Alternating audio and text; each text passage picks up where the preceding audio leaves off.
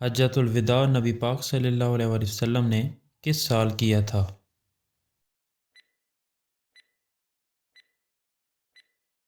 10 ہجری کو۔ نبی پاک صلی اللہ علیہ وسلم نے حجۃ الوداع میں کتنی مرتبہ خطبہ دیا تھا؟ 3 مرتبہ۔ نبی پاک صلی اللہ علیہ وسلم نے حجۃ الوداع کے موقع پر پہلا خطبہ کس تاریخ کو دیا تھا؟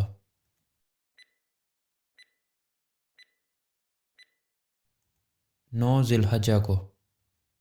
نبی پاک صلی اللہ علیہ وسلم نے حجۃ الوداع کے موقع پر دوسرا خطبہ کس تاریخ کو دیا تھا؟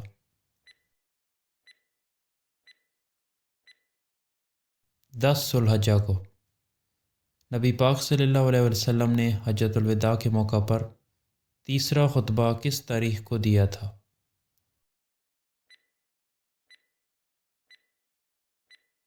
'ایام تشریق کے دوران۔ حجۃ الوداع کے لیے سفر کے دوران راستے میں نبی پاک صلی اللہ علیہ وسلم نے کتنی راتیں گزاریں؟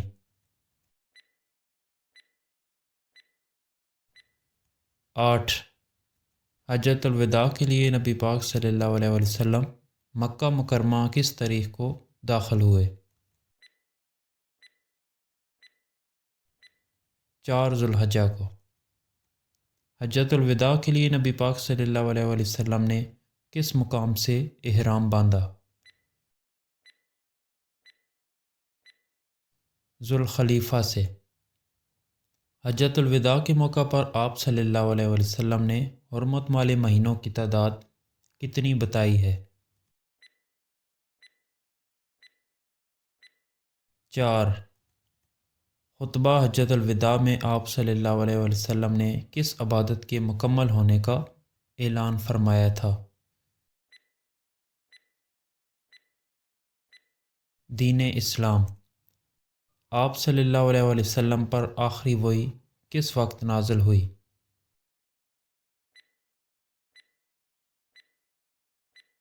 حجۃ الوداع کے موقع پر۔ کون سے صحابی آپ صلی اللہ علیہ وسلم پر نازل ہونے والی آخری آیت سن کر رونے لگے؟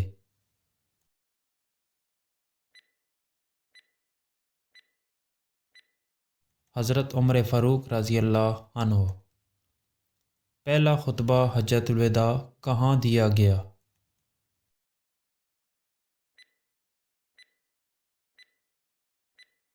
مقام عرفات۔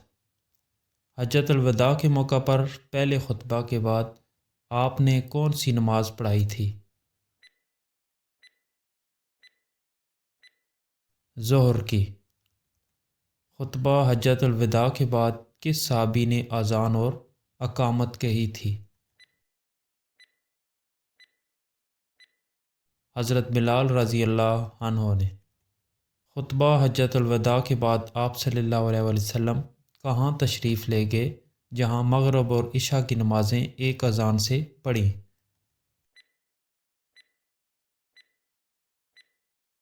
مزدلفہ۔ مغرب اور عشاء کی نمازیں پڑھانے کے بعد آپ صلی اللہ علیہ وسلم نے کیا کیا؟ لیٹ گئے۔ حجۃ الوداع کے موقع پر آپ صلی اللہ علیہ وسلم کی سواری کیا تھی؟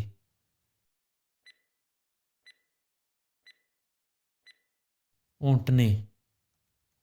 حجۃ الوداع کے موقع پر آپ صلی اللہ علیہ وسلم نے اپنے دست مبارک سے کتنے اونٹ ذبح کیے؟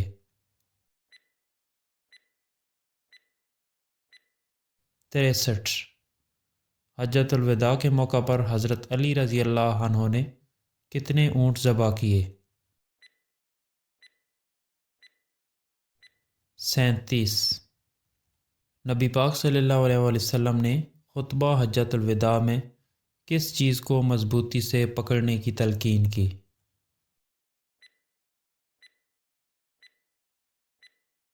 قرآن و سنت کو۔ نبی پاک صلی اللہ علیہ وسلم نے خطبہ حجۃ الوداع میں فضیلت کی بنیاد کس کو قرار دیا ہے؟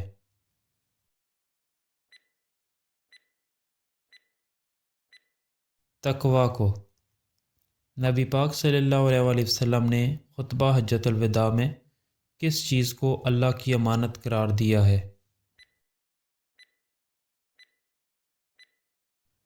عورتیں۔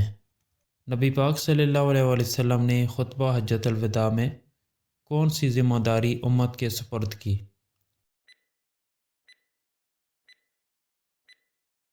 تبلیغ دین کی ذمہ داری۔ نبی پاک صلی اللہ علیہ وآلہ وسلم حجۃ الوداع میں دوسرے خطبہ کے دوران کس چیز پر سوار تھے؟ خچر پر۔ مناسک حج سے فارغ ہو کر آپ صلی اللہ علیہ وآلہ وسلم نے سواری کا رخ کس طرف کیا؟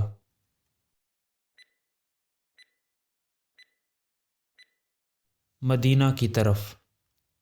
کس صورت کے نزول پر آپ صلی اللہ علیہ وآلہ وسلم نے سمجھ لیا تھا کہ اب دنیا سے روانگی کا وقت آن پہنچا ہے؟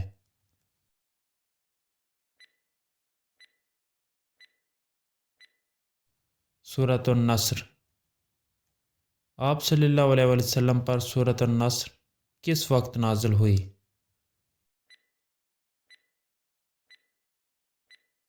ایام تشریق کے وسط میں۔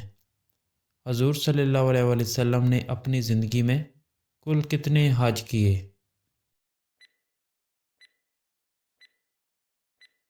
ایک۔ حجۃ الوداع میں تقریباً کتنے صحابہ کرام شریک تھے؟